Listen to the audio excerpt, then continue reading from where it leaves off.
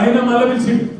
మళ్ళీ ఈరోజు పిలిస్తే మళ్ళా పోయినాం. ఎందుకంటే చట్టాన్ని గౌరవించే వ్యక్తులుగా, న్యాయస్థానాల మీద నమ్మకం ఉన్న వ్యక్తులుగా నువ్వు ఎన్నిసార్లు పిలిస్తే అన్నిసార్లు వస్తా అని చెప్పిన పొద్దున్నుంచి 9 గంటలు ఒకటే క్వశ్చన్, అటు తిప్పడుగుడు ఇటు తిప్పడుగుడు, తిరులమరలేసి మరల తిరలేసి అడిగిందే అడిగి నేను కుల్లా చెప్పిన. ఇప్పుడే హరీష్ రావు గారు చెప్పినట్టు ఈడికెళ్ళి ఎట్టి పరిస్థితుల్లో ఫార్ములా ఈ రేస్ పోవద్దు అని చెప్పి మొదటి సంవత్సరం విజయవంతంగా నిర్వహించిన తర్వాత రెండో సంవత్సరం కూడా ఈడనే ఉండాలి అని చెప్పి ప్రభుత్వ పరంగా విధానపరమైన నిర్ణయం తీసుకున్నాము.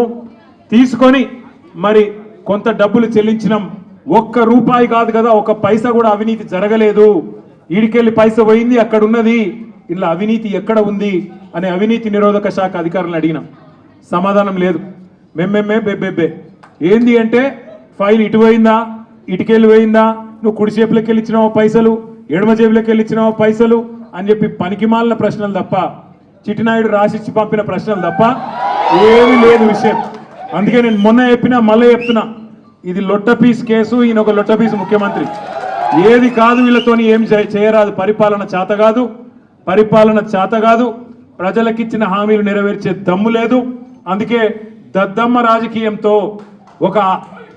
రాజకీయంతో ఇవాళ తప్పించుకునే ప్రయత్నం చేస్తా ఉన్నారు.